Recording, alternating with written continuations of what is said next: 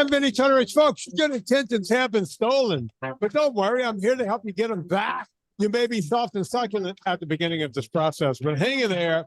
Before long, you will be lean and or mean. Baby, he don't talk sweet. He ain't got much to say. Somebody loves me.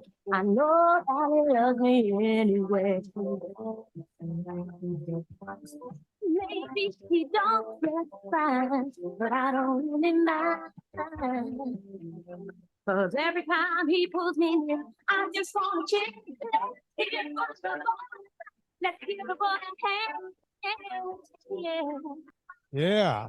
You know, I don't know why I was thinking of this song today, other than the fact that I was looking at I know why. Why? You tell me why. You're missing Cotty Cod. Yeah, well, I am missing Cotty Cod. That's number one. Usually it takes me a couple of weeks before I start missing Cotty Cod out.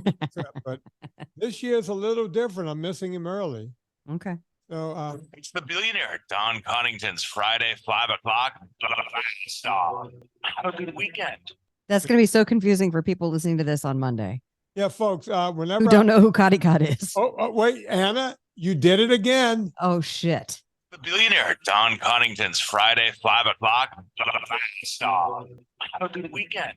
What you have to understand, if you're new to the show, whenever that name is mentioned, we are mandated by the Geneva Convention, I think of 1972, Yeah.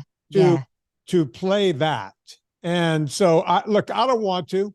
I really don't want to. Nobody wants that. No, nobody really wants that, but I don't think we have a choice. I think that's part of how because he's so rich, he had the system rigged that it has to play. He's a billionaire. He's so rich, you guys. He's so rich. He's my friend. For anyone who's new to the show, I would have to say he's my best friend and maybe my only friend. He's definitely your richest friend. There are other guys that I like. There's Dave the kayaker. Yeah. Yeah, I see Dave a few times a year. We go kayaking. There's Joey Schott. We built a boat together. I like Joey, but we don't hang out. I hang out with Joey and Dave the kayaker about as much as I hang out with Adam Carolla, which is about 3 times a year. Okay. Right. I wouldn't consider Adam like, oh, we're not buddy. Like, he doesn't know my deepest, darkest secret. So, and then my best friend from childhood, Jim, I love him. We talk on the phone 2-3 times a year. Is that fishing trip, Jim? Jim, we're gonna go do the Grand Canyon next May. Great. Yeah, we're going in a boat. And I feel compelled to tell you about this. Have we not talked about this yet? I don't know. I don't remember anything that we say. Kind of like the billionaire. Yeah. Name. Don't say it. Don't say it. Don't give him that free advertising. My buddy Jim has done quite well in his life. Oh. We went to first grade together. He's now retired from the bank. He did institutional banking. Mm. And those are like those words that they say that just rich finance guys say, and that I'm like, that just means you're rich. Yeah. I have no idea what it means. Yeah, and like you would never know Jim has money, right? Because he's very conservative with his money. Like Jim came to pick me up at my mom's house during the pandemic to go do something when I was taking care of my mom, and he showed up with an old Toyota truck. That's the truck he drove to work to New Orleans every day to go do some institutional banking, loaning billions of dollars out to institutions and what have you. It was a Toyota Tacoma, and it had to have 300,000 miles on it. That's who Jim is. Yeah. He was my hunting buddy when we were kids. And Jim, I'm trying to get Jim in shape.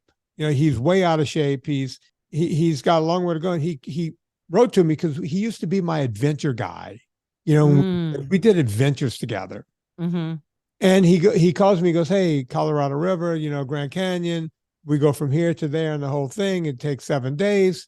And I said, Jim, cool. I'm in. Yeah. I am in. And I told Serena, I said, honey, here's the information from Jim.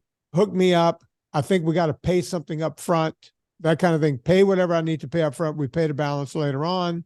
I'm going to be going down the river. I'm going to be paddling down that river end to end. We'll be sleeping out every night. I'm in. That's awesome. Hang on. Uh-oh. What song did you find? No. We weren't recording. You said, that's awesome. I think to most people, it would be awesome. Serena said to me after she paid and did everything else, and I told you, once I gave Jim my word I was in, there's a motor on the boat. And it's like, wait, this isn't an exercise thing. I'm going to be floating on a flotilla with a motor Oh, for 7 days. I thought you were like doing like a kayak situation Yeah, me too. or a whitewater rafting Right, yeah, it's situation. like a big rafting. I think it's Yeah. a big raft, but I think there's a motor on it. But I'm told that these are fun trips. I'll get to see that. I'll get to see the Grand Canyon from the bottom and the whole thing. I'm excited about it. So you're not doing the thing with the donkey, and I don't mean that in an obscene, No, we're not. Tijuana way. We're not going to Tijuana. We're No, but there's a burrow trip that you can go down Actually, I into. think That sounds cool too. I'd like to do that one. I think it's mules, not donkeys. Mules. Yeah. Mules are like the diesel engines of horses. Yeah. They can put up with a lot. No, we're going to be down at the bottom in the river going, and I'm excited about it. And so It's gonna be awesome. Why can't I say it's awesome? Is it not awesome? it's awesome, but I thought it was going to be more of a rough and tumble, kind of like what me and that rich guy does Mm-hmm. or does. But do. that's what he's like. Oh, I'm gonna pretend to be poor and be in the mountains with just a tent. Yeah. Yeah. Yeah, that's what he does. He's just pretending to be like the rest of us. You want me to tell you something he does? And I'm not kidding. I'll tell you something he didn't do, which is appear on camera in any of your stories, and it irritates the fuck out of me. I know he takes all the videos. He won't be on camera because he's rich. And he's like, I know he doesn't want people to like see his face and then steal his money. yeah, I get like it. Elon, and this and that. Steal his soul. He doesn't want, he don't want to have the Lindbergh baby. His daughter's 26, but who knows? I don't know. He buys stuff. Like he bought a brand new tent. I said, well, Don, wait, this isn't the tent we used last time because I brought all the cookware because the Mhm. bags get really heavy. I'm sure. I brought the camp stoves and the whole thing. He brought the tent. So wait a minute, this tent, this is not the same. He goes, no, I just bought it for this trip. And then he leaves stuff behind. He bought, like these zero gravity campsite chairs and then left them there, gave them away at the end, gave away a brand new ice chest. It's like a giveaway. Yeah. Well, that's fun for the people who receive it. Yeah. Yeah. Yeah. Probably fun for him to give it. And then he doesn't have to travel home with it. They all know him. Like Yeah, every they're like, yeah, I bet. Lone Pine, he walks down the street. There's and that rich guy who gives out Yetis. Hey, look, there's old ice chest there. He hands out ice chests, brand new ice chests when he leaves, parting gift, He has a potato gun, but for ice chests. pretty much. And of course, we saw my buddy Blair, Big Willie Mountaineer. Oh, good. Yeah, we hung out with. How's Blair doing? He writes from time to time. Yeah, Blair does. Blair also, Big Willie. The guy knows his stuff. Yeah. He looks like a dude. He was a dirt bagger. He was a rock climber, kind of like Oh, is Alex that what is that another term for rock climbing is dirt bagger? Dirt bagger. Yeah, he lived out of his car for years and the whole thing. Kind of like Alex Hannell, the guy who, Yeah. the From that celebrity. movie. Yeah. yeah. He's like that guy. He's really accomplished in the mountains, and he started his own little outfit. It's a tiny outfit, but everybody goes in there because he doesn't have any fluff. He only has what you need. That's good. Then you don't get overwhelmed. with too Speaking much of which, choices. I talked on a Wednesday show because that show came before this when I talked about the trip and it took us 18 hours and the whole thing. Here's the thing I want to tell to anyone who's going up there. I was just watching an SAR, the SAR, the SARs, that's the people that go and do rescues. They did another rescue today as this comes out, whatever today is, the 13th, 14th, something like that. Another rescue. And Wow. they're writing, look, folks, if you don't know how to do mountaineering, this is not your year to go to Whitney yeah. or any of that area because That's a good note. it's still a big snowpack. There's going to be I'm hoping that I'm so wrong about this. There's going to be another avalanche. There was an avalanche within 15 miles of there last week. Someone died. One died. Oh, There's no. going to be one. There's got to be one. By definition, I just hope that it just keeps melting and it never happens because people are sleeping at that high trail camp and they would be crushed. They would. That's horrifying. I do not want that to happen. Let me knock on wood. But they're telling people, as Blair said, people are coming in to buy crampons and ice axes. But as I told Blair, they might as well be coming in to buy a box of tampons, right? They'll get further with the tampons than the ice. If you don't know how to use an ice axe, there is absolutely no reason to have an ice axe. Does that make sense? They seem cool, but I don't know how to use an ice axe, so I will probably screw myself over. If you Tampons can come in very handy sometimes, depending. Not at your age, Anna. Um, Still a little bit at my age. little bit, Thank you yeah. very much. We'll talk about that later. Light days, light days. But look, I mean, if you don't know what to do with an ice axe, or if you don't know how to use crampons and you don't know what to do, you're gonna fall. You're gonna fall, and you're gonna get in. Jesus. If you get lucky, you will only break a leg or an arm. If you get lucky, because when you fall, you're gonna fall, and you're gonna keep falling, right? There were people trying. Hopefully, your soul will have left your body at that point, so you don't have to just as you go down the side of the mountain. Jesus Christ, that's awful. And look, the other side of it is people were glissading down. That's when you ski down on your butt to get down.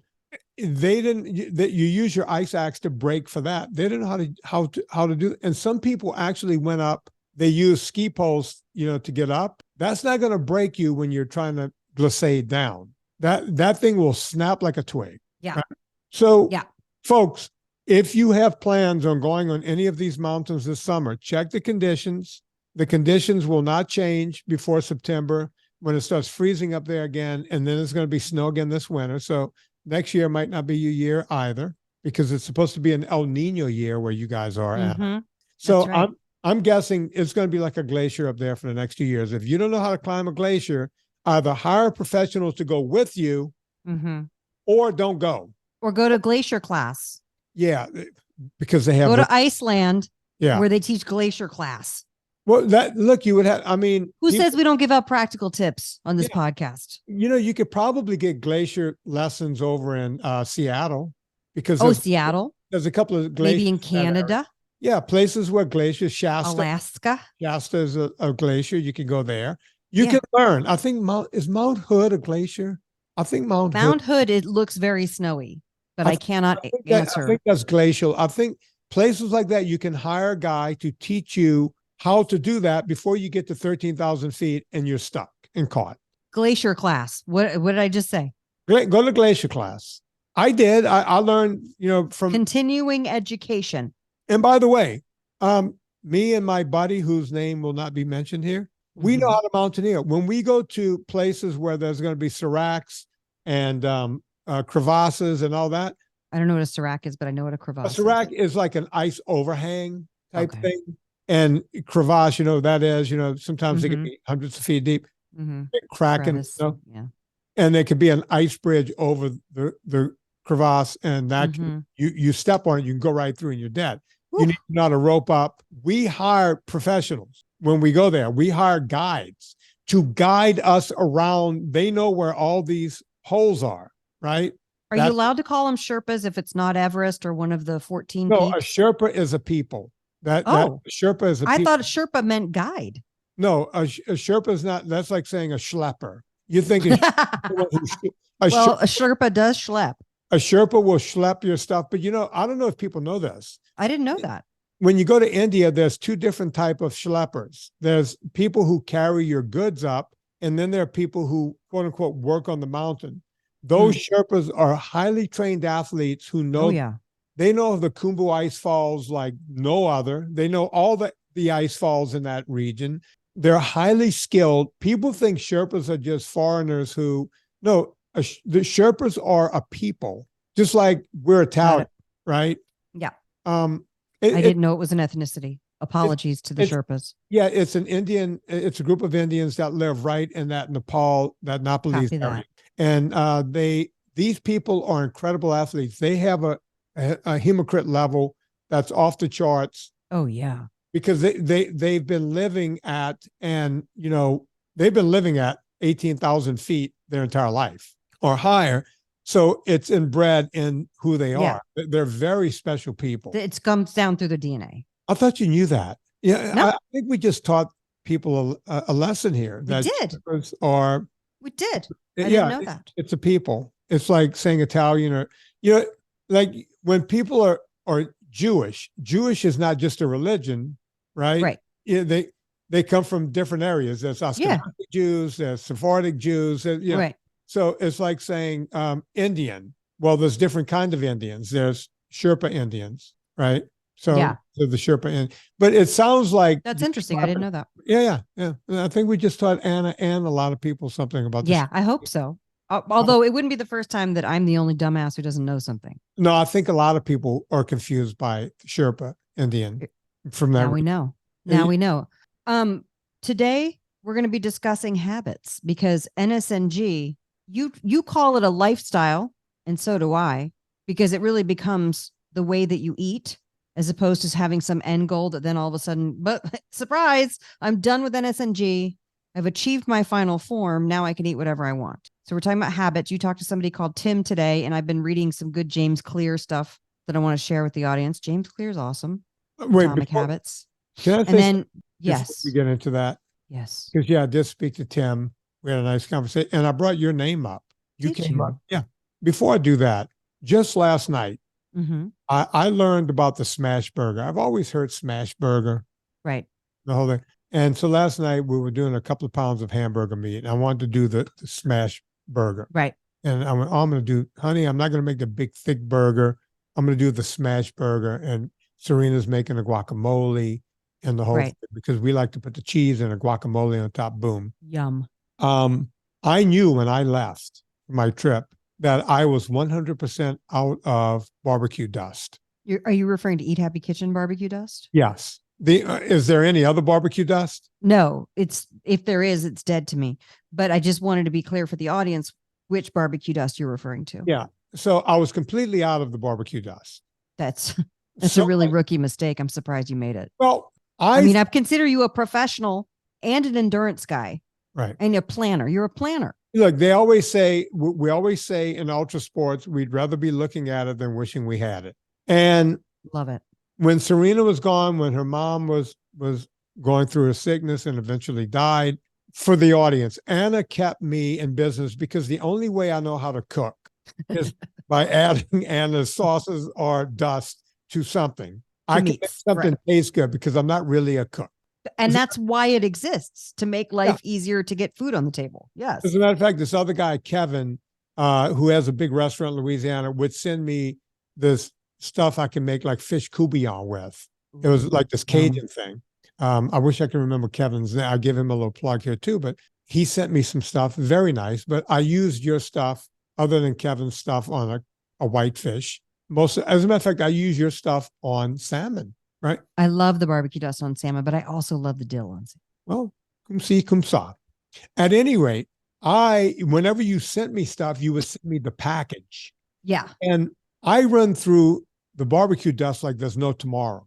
And since I don't do taco meat every night the way I do other meat, there's hamburger, there's steak, there's sirloin, there's, you use more of the barbecue dust than the other flavors. Yeah.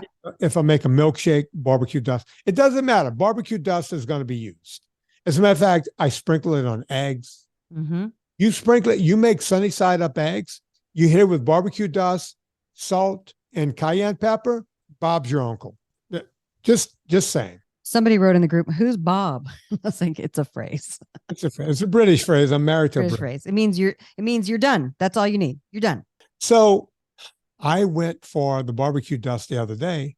Everything I turned around had taco, because we have it's all in the, as Serena would call it, the larder, So I'm looking through the larder and I can't find any. I'm like, taco. I'm like, honey, I think we're out of barbecue dust. I left for my trip without barbecue dust. I was out. I came back. I know, you told me. Yeah. I came back last night. I'm looking on the counter. And I was like, there's more of that damn I can't make ham. I can't make my smash burgers with the taco. You're not doing Southwestern burgers. No. Besides, Serena's putting the cumin in the guacamole, right? I can't double up on that. Right. Which, by the way, the taco does go great in guac too, because it's got the cumin. It's got the right. But you see, just saying, Serena's doing what she does over there. Right. I went, well, I'm going to go with salt, pepper, and a little cayenne. Yeah. I happened to see halfway turned around. Is that a bee? Do I see a bee? Mm-hmm. I turned it around. Brown stripe on the label. Serena, where did you find this? Serena, she goes, Anna sent it. I made 2 pounds. It was like the good old days, Anna. Like the skies opened up, the heavens opened up, the angels were singing. I didn't know. Who loves you, baby. You love me. Mm-hmm. That's right. You love me a lot. Mm-hmm. Folks, this is not an ad for Anna. do yourself. I mean, it kind of is at this point, but thank you. I appreciate it. I got to look. I'm honest as honest. Yeah. Get the stuff. If you're like me and you can't really cook, if you fake it along, I can't wait. Nina Teichos is coming here next week. I can't wait to make her a hamburger. She's coming to your house? Yeah, she's coming to stay with us. Give her some dusts from me, or I'll send you some to give to her. You send me some and I'll give it to her. Okay, great. Yeah, send me a little kit because she's going to taste it and go, "Oh my God!" And then I'll say, "By the way, Anna sent this for you. Take this with you." Perfect. Yeah. So send her a packet of 3, and then I'll Okay. give her that. Or we have so much dill and taco. Just send the one. I'm telling you, if you would just put the dill on your eggs, you would have another flavor sensation that you would love. It's my favorite. I do a thing where I do scrambled eggs. You're a creature of habit. I know. Hang on. I do the scrambled eggs, Okay. and then I take the creme fraiche. I hit it with the salt, and I hit it with the dill. And sometimes, Anna, because it's me and I'm Cajun, the saffron. You know how you just do with your hands? Yeah. Yeah. Well, put it in the dill sauce where, I just hit across the eggs. Yeah. And then I ladle that creme fraiche with the dill across the top with the salt. Oh my God. Yeah. I might do that for dinner tonight. I put the That's cheese. a great idea. I get the cheese in there. Ooh, it's good. I have these thin cut pork chops. I'm just covering them with barbecue dust and frying them up in Villa Capelli olive oil. And that's going to be my dinner. And then I'm rushing to do a show after we record. Anna, tell people how they can find your dust since we're doing an ad anyway. Eathappykitchen.com is where we have the dusts. There's no sugar, no grains, no filler, no anti-caking agents, no anti-slip agents, all the crud that they put in regular spices, even the organic spices at the grocery store, they are not putting in our spices because we work with a partner who gets the memo and understand. And by the way, it took us 18 months to develop these formulations so that we could scale them up and not have them bastardized with any crap. So the sauces are, didn't mean to interrupt you, but I just want to say the sauces we have a new warehouse. We had a little bit of a Michigan switching warehouses, and we have a new warehouse now, and we are able to do some flat rate tiered shipping with the sauces. We're trying to experiment for 2 to 3 months. So get in there. I mean, the case will still ship free, but we're basically doing $7 flat shipping for a twin pack, which if you guys know, it was anywhere from $9 to $12 if you're using regular UPS rates. And a two twin packs to 5 twin packs, which is 4 to 10 jars, is $10 flat rate shipping. So get in there and take advantage if you want to stock up on sauces. We have plenty in stock now, and they're fresh and they're so good. And, hope you guys want to stock up. I know it's summertime, so sauces are kind of a harder sell. I get it, but you'll be using that slow cooker. In fact, great way to not heat up the house is to make some food in the slow cooker and dump the sauce in there with some meats. You'll love it. There's 2 ways to get stuff from Anna Vocino. You can either do 2,500 podcasts with her, or for flat rate of $7, you could get all the stuff shipped. Yeah, all you have to do is put up with me for 11 years. Yeah, and then you'll get shit. You're going to have a consult this week with one of my favorite voiceover talents who wrote me going, what's the name? I've been listening to Vinnie Tortorich and I have Bill Mondi. Oh, tomorrow. He's tomorrow. Yeah. He wrote me. He's like, I had no idea that you did this whole thing with Vinnie. I love Vinnie. And I was like, yeah, we've been doing it for 11 years, Bill. How does he not know? No, now he knows. No, we love Bill. Bill's awesome. I thought it was pronounced Monday. It is. Well, it is. He says it Monday, but I say Bill Mondi because I look at his name every day. He's very, a very good voice talent. He's my 1:00 tomorrow, my time. Oh, I love it. I can't wait for you guys to talk. Anyway, you talked to Tim today, and then I was talking about habits, and then you said this could be a thing that we're talking about. Yeah, I was talking to Tim right before. I had to do a pickup for Serena because we do these videos now that go on YouTube. Like I'm really spending time doing these YouTube videos. Folks, they're free. I'm giving real information. It's somewhere between 8 and 20 minutes, some of them. There's no fluff. It's straight information. Serena, these things are highly high quality. I've been putting them out. Go check them out on my YouTube. People are loving it. We see that the numbers are going up and up and up. I never really paid attention to YouTube before this. And so we had to do a quick pickup. But right before that, I was talking to a guy named Tim. I'm not going to give his last name. And Tim, can't remember how he found me, but Tim is a golf pro. No, that was the guy before him. Anyway, Tim does something. He's in Texas. He's a golf pro. That'd be cool. No, the golf pro is the guy before him in Florida. Oh, okay. Sorry, Tim. Sorry, we can't all be golf pros. Yeah, Tim. Tim, become a golf pro. Yeah. Come do something with your life, Tim. Tim said, look, I go 2 weeks, three, and he goes, the cravings, he goes, I'm doing well with NSNG, low carb, whatever I try. And then the sugar cravings come back. And I said, Tim, you got to give it's going to happen. You got to give it a strong 30 days. And I said, you know what? Every time I used to tell that on the show 12 years ago with Anna Vocino, 11 years ago, she would get mad because Anna, as I explained, I said, look, Anna is not a fitness junkie. She was just a chick trying to lose weight like every other chick, trying to take care of her health. She was already celiac and everything else. And she would go 30 days, still have cravings, still have problems. She would yell at me and go, no. You got to go hard 60 days. And some people do have to do that. Now, Tim might get away with 30 days, but you've always said 60 days because you were a real junkie, right? I mean, you really have to get into it. Well, here's the thing. I guess that's kind of just how my brain has always worked. If I'm going to do anything that's going to be lasting, it has to be more than the 30-day challenge. And here's why. First of all, we use food as a reward all the time. And so I understand that there's some kind of like these subconscious beliefs that are like, okay, well, once I did 30 days, I'll have it under control and then I'll be able to do moderation and I'll go back to it. And then I realized that doesn't work. You got to commit for a longer amount of time. So it just becomes a part of who you are and what you're doing. It becomes a part of your central nervous system. It becomes a part of every social event that you go to. Like you have more of a chance of hitting a bunch of different social events in 60 days than you do in 30 days. In 30 days, you could move some stuff around. You're not quite comfortable yet. I mean, think about it with alcoholism. You know what I mean? You take baby steps, but you still have to like clean it up, But 60 days tends to be a little bit longer, gets in your central nervous system more. And then when you do inevitably have the sugar or the grain again, because everybody does, 100% of people do. So it's a birthday or it's a vacation or it's a something. Then you have like some really steady sea legs to go right back on it the very next meal instead of being like, well, fuck it, I'm just going, and letting it all hang out.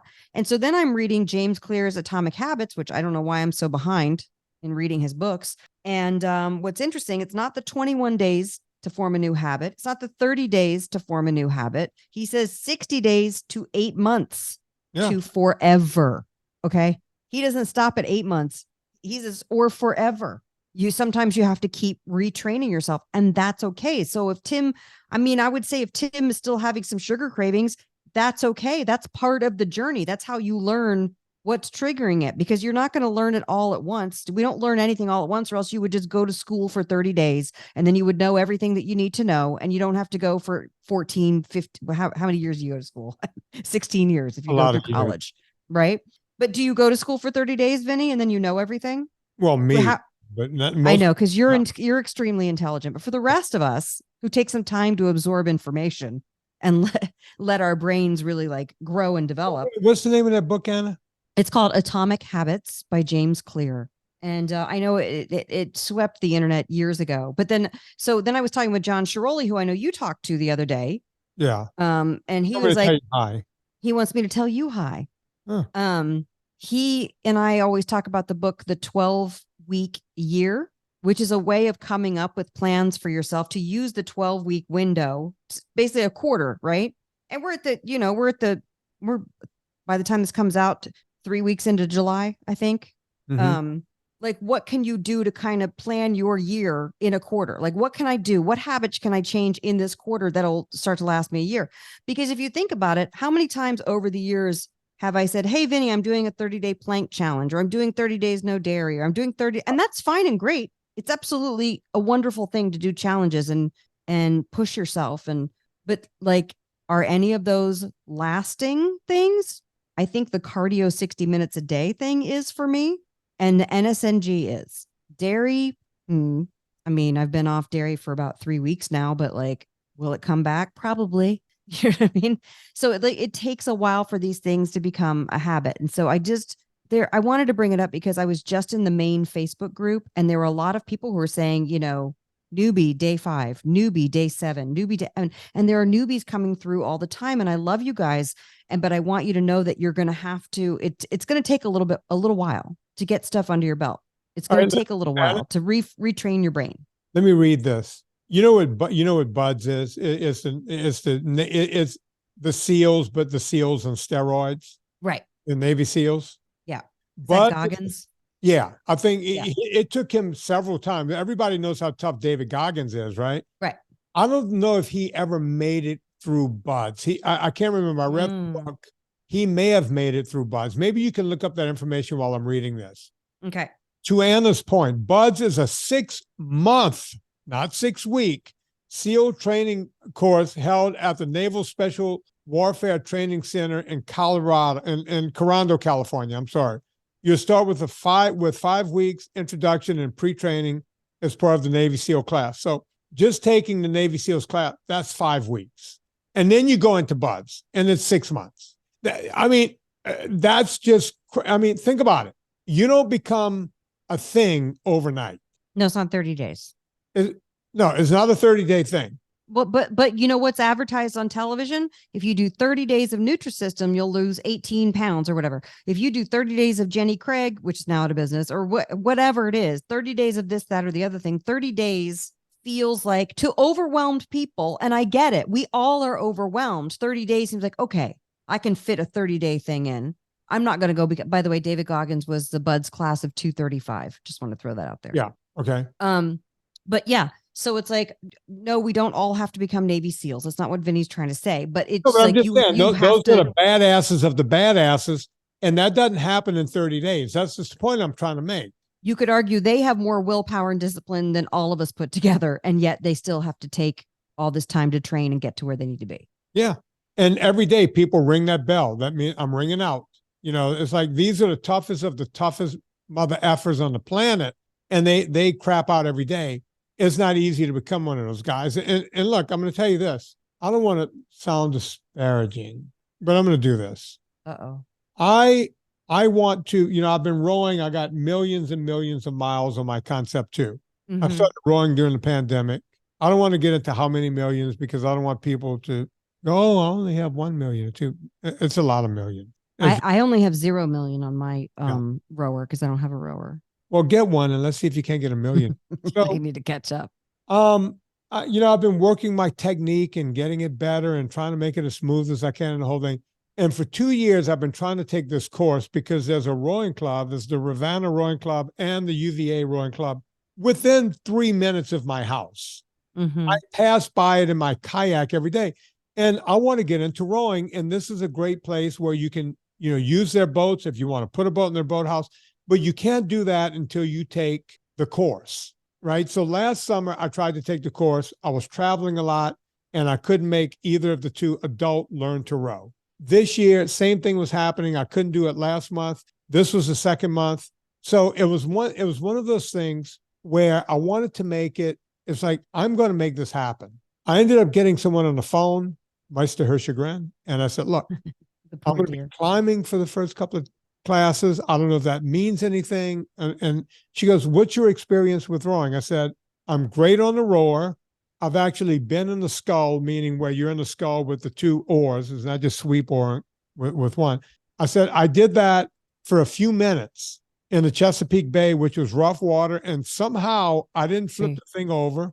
By hook or by crook, I was able to stay upright. But I said, I don't know how to row whatsoever. And I said, but I watch videos. I'll pull up videos on my big screen and watch for hours, people learning to do this because I'm very interested in it, right?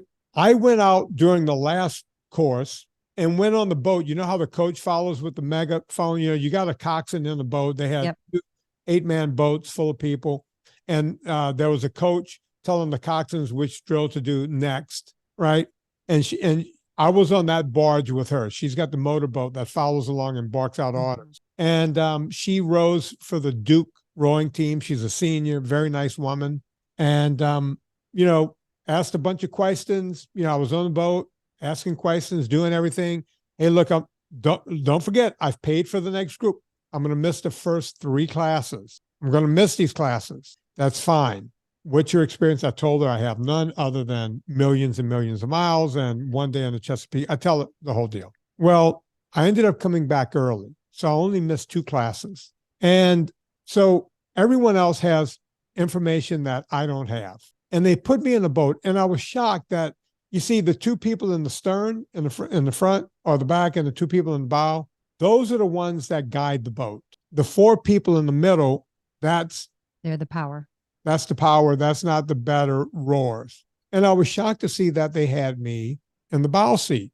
I was like, wait a minute. She must have screwed up here because I've never, okay, I'm in the bow seat. We couldn't get our boat going, even with a coxswain, even with this woman. Very patient. They were very patient. Our boat was, the fact that we didn't tip over is a miracle, a miracle. There were people in our boat who I'm certain has never seen someone row before in their life, never watched a video. They couldn't get the simple. And why did they want to do it? I don't know. There was one woman, all you have to do, one of the only things you have to do is keep your oar in the locked position. You can easily slide it in. She was the woman right in front of me. I kept going, I'm not going to say her name. Let's call her Anna.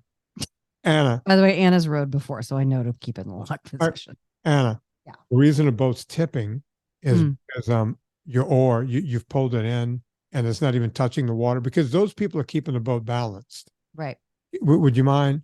Oh, yeah. And they tell you, don't look at your oar. Look at the person in front of you. Do what they're doing. The whole time, she's not doing anything and going in the opposite direction.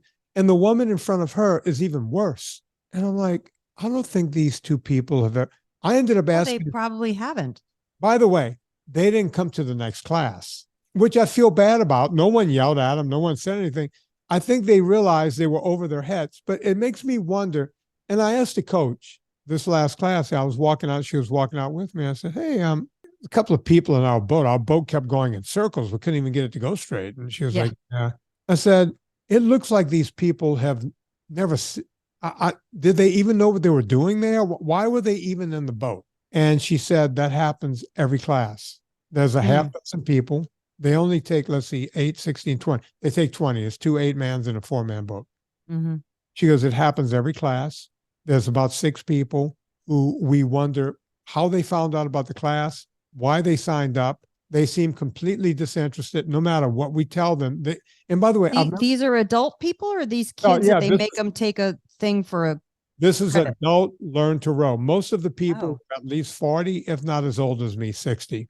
Yeah. And the 2 women in front of me looked like they were in their mid 40s. And other boats were having the same problem. Did they get a Groupon or something? I don't understand. I don't know how it's like. Did a friend at a party, maybe they said, hey, I want to exercise. This is a great way to exercise. I don't know how they ended up there. Maybe. And by the way, it costs something. It costs several dollars to be in this class. They paid a fee to be here. Yeah. But my question is, if you're going to do this class, do you just show up and go, oh, they'll teach me everything I need to know? Or would you like to know a few things before you get there? Maybe. I mean, I personally like nerding out on something that I'm interested in, but I've been nerding out for 2 years to the point where they put me in the bow of the boat. And then the next class, they put me in the stern in the first position, right? I'm not bragging about me. I'm just going, the guy who missed 2 classes was somehow still ahead of people because I nerded out so much, right? And I talked to people like Dan Lynch and all these great, guys that know how to row. I guess I got my stroke to the point where, but it's not just me. Everybody else knew how to do it. And by the way, it doesn't take athletic skill to row. That's this position and that position. I remember, what's her name? Robin Dobbin. Mm-hmm. Robin was What's her name? She was trying to stay in zone 2. Mm-hmm. Right? Yep, on the rower, right? By the way, I have Rose Dobbins. I hung that. What's her name?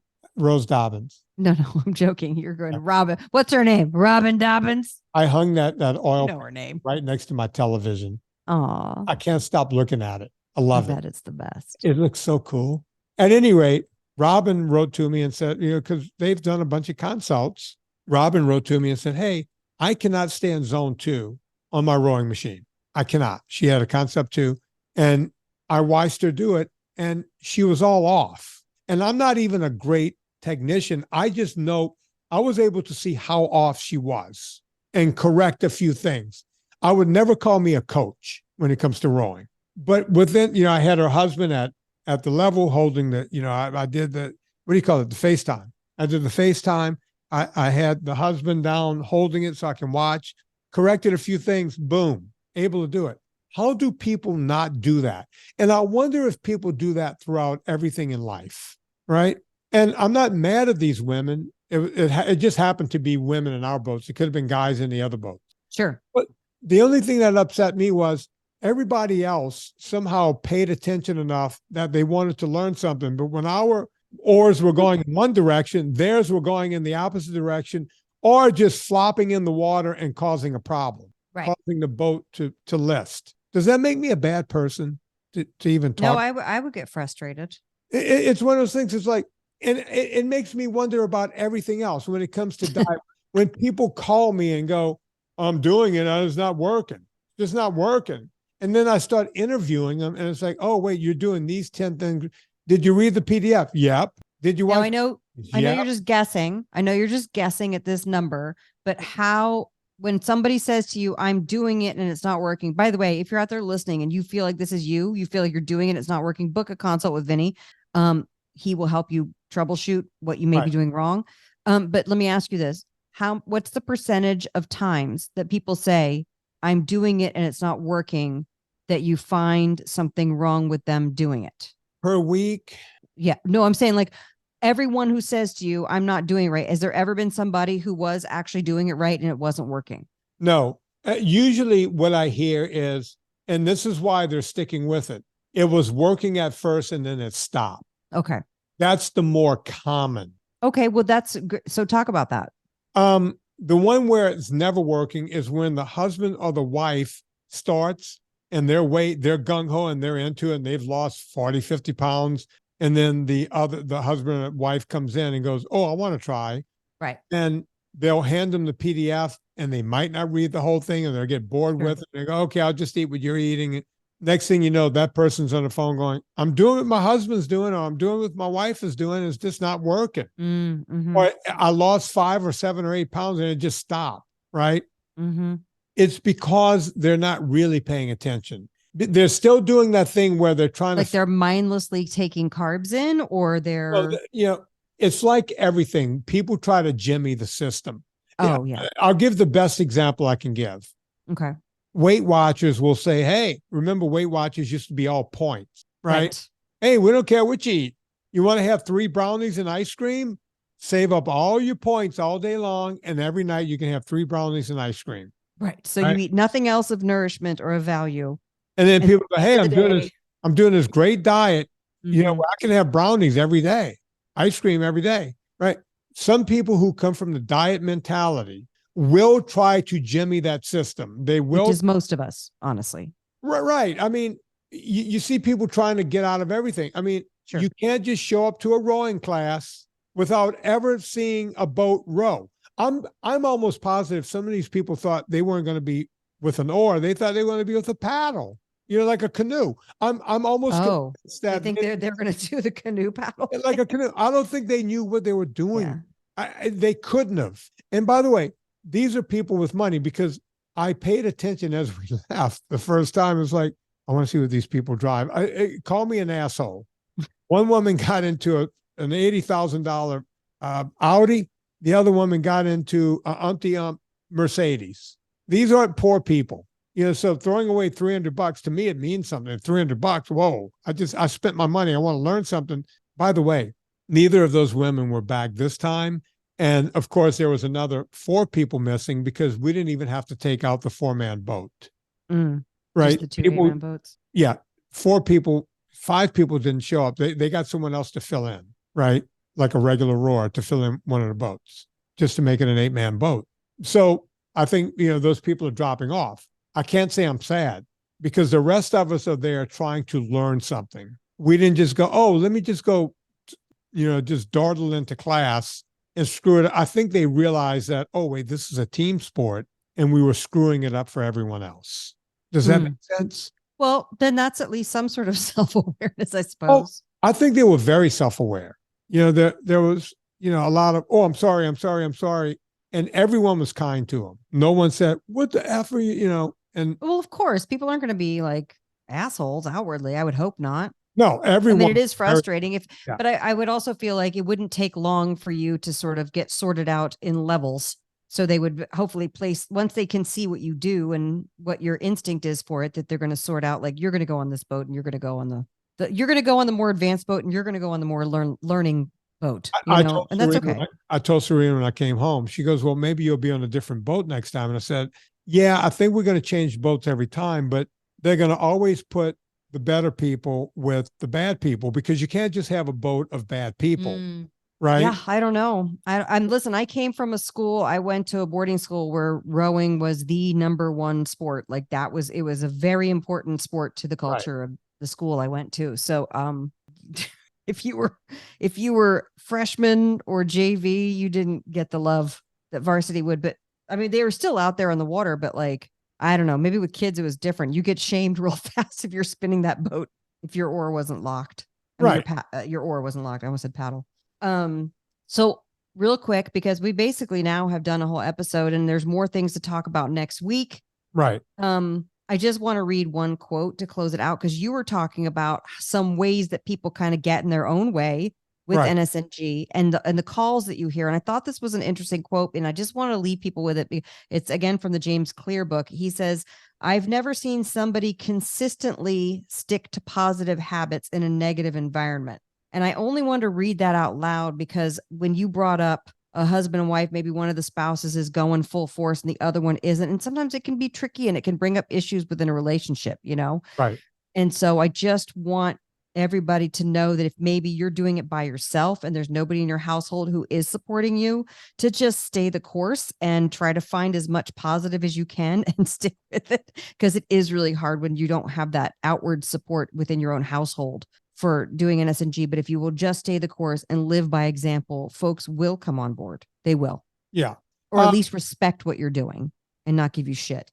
Right. I think he's God right bless. to a point, but the aforementioned David Goggins, came out of a not a very comfortable situation. If you read his book, Yeah, but he got out of it, is what I'm saying. Like eventually you get yourself out of it. Right. I came from a very supportive family. You did. Which I think helped me do everything in my life. My parents were, I had those, you could be the president of the United States if you want. It's like, oh, I just realized I'm an idiot, right? Like, because I thought even I know that I like, can't do that. Anyone can do whatever. My parents were like very supportive. They didn't know anything about sports. Yeah. Right. And they were academic types. So I was kind of on my own in sports. Right. But my parents were cheerleaders through the whole thing.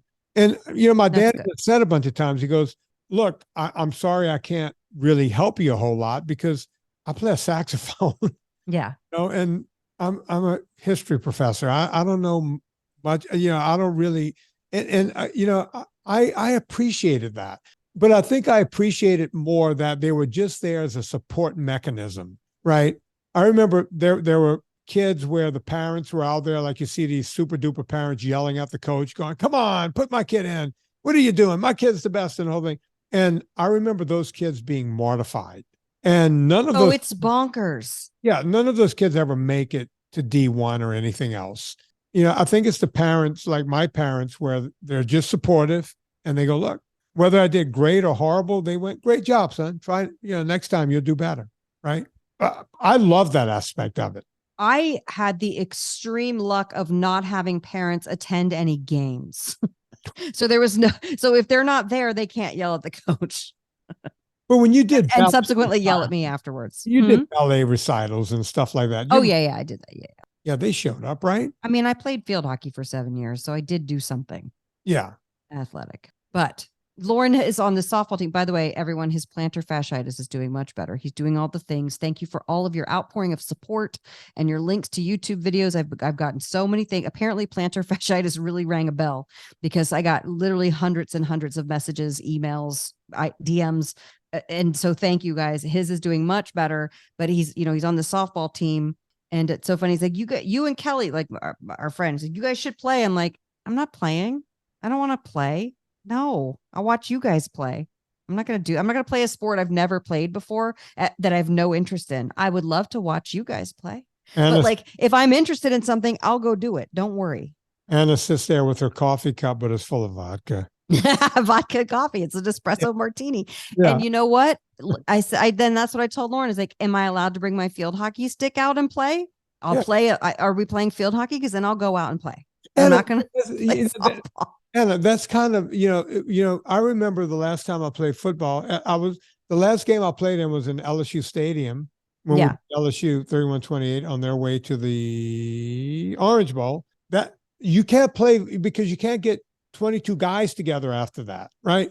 You can't get a bunch of field hockey. It's impossible to play field hockey. Not in California because they don't do field hockey in California. But I'm surprised they got this softball league together, but they sure did. I'm proud of them. Get it going. I remember when I first got to California, I was in Redondo Beach for the first couple of months. I got invited out to play softball a couple of times with the people I knew there. And I was like, this is kind of cool. But it was only down in Redondo Beach. It didn't translate over to LA. Oh, they do it. They do it in LA too. They do it over at like Griffith Park and stuff. But Lauren's not, he played baseball in high school. So he's got some, but now he's just barely able to run. But it was funny because he had plantar fasciitis and got several hits in the last game. Oh, and he had someone running for him, but it was just really funny. Then these other guys can't hit. Wait, and I'm like, what? He would hit and the guy would stand there and start. Yeah. Or did he have to leg it out to first base? No, they had a guy running. Oh, that's just wrong. I know. Isn't that funny? Sorry, that's wrong. Well, now he's back and can do his own running. You got to leg it out. Yeah. But that just shows how crappy these teams are. Because you're like, okay, we have a guy who can hit. Let's just put him up. I don't care if he's injured. We'll put him up. And we'll put somebody else who can run there. There's a guy in the starting blocks, like you're saying, Bolt getting ready to take off. Yeah. God. Listen, this is we're not. It is what it is. Let's put it that way. Okay. It's kind of like my rowing. If they all agree on it. So this is but they're like, well, we got a ringer here. He can hit. We're not going to waste this opportunity. This is like my rowing club. People rowing oars going in every direction except the correct direction. Oh no, there are some guys on the field and gals. There's some, because it's intramural or co-ed or whatever. There are some guys and gals on the field that they're definitely the representation of the oars not locked. Let's put it that way. Some folks' oars don't lock, I guess. No, but they're out there trying, and that's the important thing. You just slip them in. I mean, I know. You just move the oar. It goes ka-clunk, and then it does. It locks. It literally locks. It literally goes ka-clunk. Yeah. Then it's there. And my thing was, whenever they were feathering, if you don't hear the ka-clunk, you got to know that it's not in position. No clue.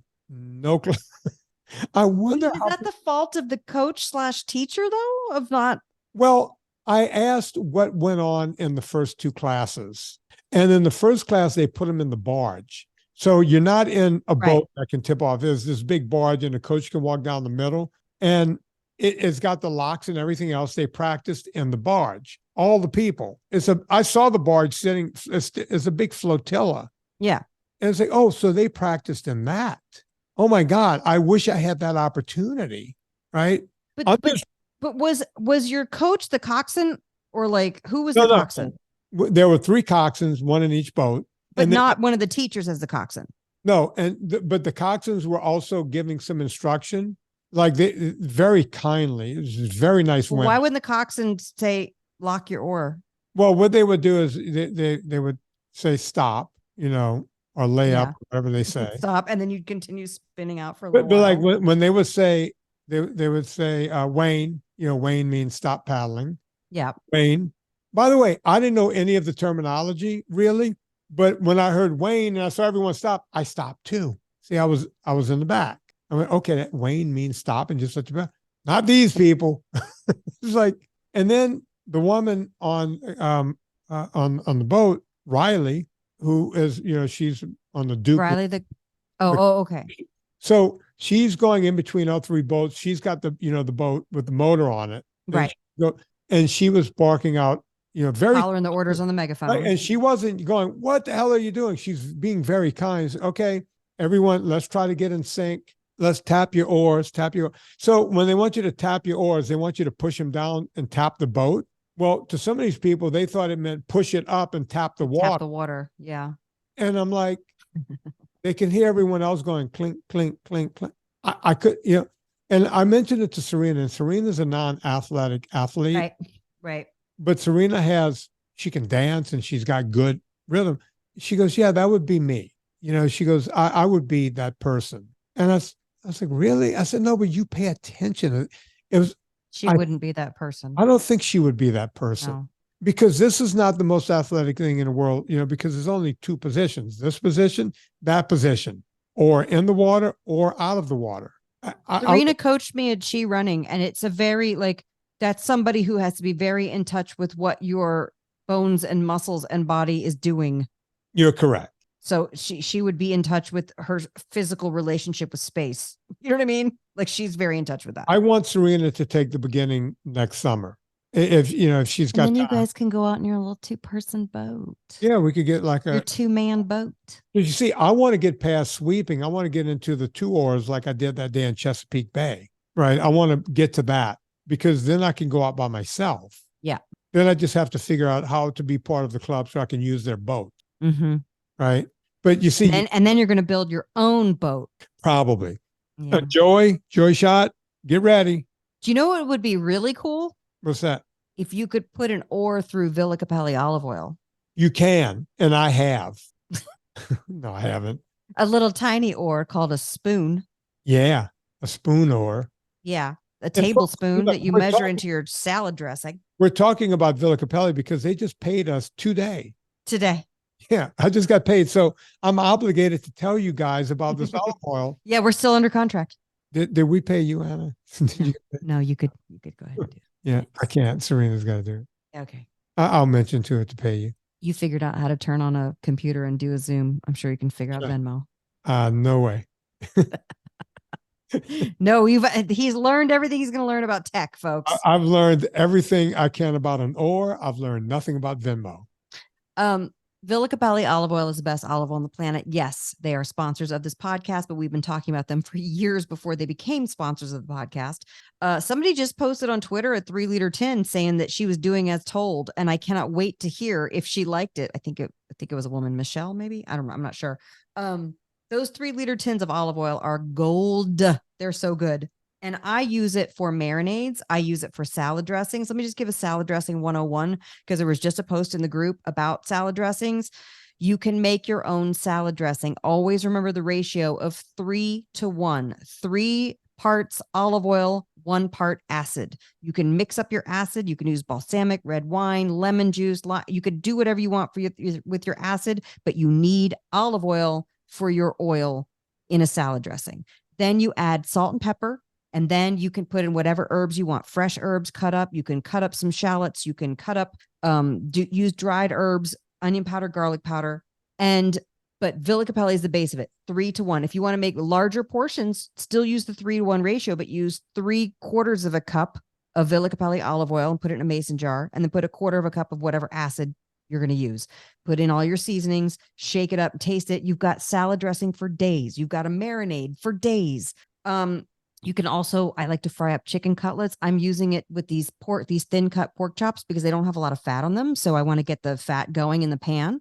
If something has a lot of fat in it, I'll let the natural fat of it be the cooking meat. What is it called? The cooking fat? I can't speak. Cooking meat. Let it be the cooking meat. Yeah. Cooking meat. But Villa Capelli will help get all that stuff going. It's also great to drizzle on a cheese board. It's great. This morning, here's what I ate. Because I'm not doing the dairy. I had about 5 little pieces of salami and I had a whole avocado sliced. And then I drizzled Villa Capelli over it and I put the Maldon sea salt flakes on it. And that was my breakfast this morning and it was delicious. There's all sorts of ways for Villa Capelli to make your life better. And if you want to get your hands on some, go to villacapelli.com and then go shopping. Then use the discount code Vinnie, VINNIE, and you'll get 10% off your order each and every time. Vinny and I always say to get your order, your shopping cart somewhere around 150, Vin, is that it? And then when you use about 145. 145. This is how you game the system, folks. Teach you how to game the system. You get free shipping over $125 after discount. So if you do 145 minus that, you'll still be over 125. You'll get free shipping. That's right. And that's a lot. I saw someone on Twitter say, I can't believe I just bought a big 3-liter tin of olive oil. I wouldn't have ever considered doing this in my entire life. But yeah, if you want to have the good stuff and have it on hand all the time, that's how you do it. That's how you do it. Go check it out. I feel like I gave Anna a big ad just by talking about how much I love her powders, but she also has gravies. She calls them sauces. I come from, half my family's from Sicily. We call them gravies. So if you want a good gravy, go get Anna Vocino's Eat Happy Kitchen sauces. You want to get her powders, and by God, get her books. Eat Happy 2. Go get them right now. Don't hesitate. I use them whenever Serena's gone. Serena uses them when she wants to make That's the something. thing. You'll use them. I mean, Yeah. I buy so many beautiful cookbooks and I maybe make one thing out of it. If you're going NSNG and you want recipe ideas, definitely take the plunge, get the books. Yeah. They have Kindle versions and PDFs too, if you don't want to get the hardcover. Oh, the hardcover is so much easier. But yeah, I get it. People are, I like, I have them both in hardcover, and it's just kind of a way to have them. it's nice to have them because then you can open them up. You know what I like? I like when you look at old cookbooks and there's slop on every page where you're cooking. Yours are getting like that with us. Yeah. Yeah. There's food slop on the page. I love it. That's the highest compliment. That's the cookbook patina, if you will. Yeah. The patina is generally Villa Capelli olive oil. Yeah.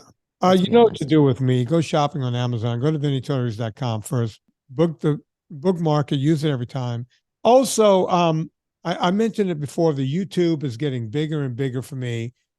People are really starting to glom on to what we're doing there. So go check out my YouTube. I think we're up. I don't even ask for subscribers. Most people, if you like this video, subscribe. I don't do any of that. And I think we got to like 20,000 subscribers now, close to that. That's amazing. Yeah. And I'm not even asking, I'm not even, pandering. I'm just saying, hey, here's some good videos. Oh, I'll pander. I'll pander for you. Go watch his videos and subscribe and click the bell to be notified when he comes out with a new video. Yeah, I'm putting out like 1 or 2 a week. People are liking them.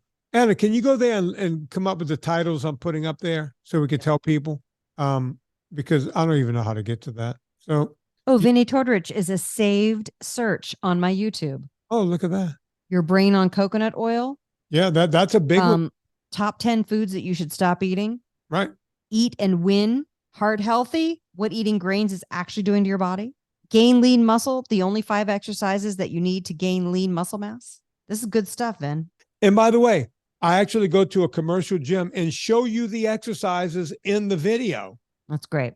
So go check that out. Look, I don't make any money off of this. I'm giving you guys something else for free. I'm begging you to go watch it because you guys will learn something from this. So go check it out. Anna reminded me of something when she was talking about the Sherpas a little while ago. So we're going to end the show with this song on behalf of Anna Vocino. My name is Vinnie Tortorich. Put life into living, and let's do it with Mr. Bob Seger.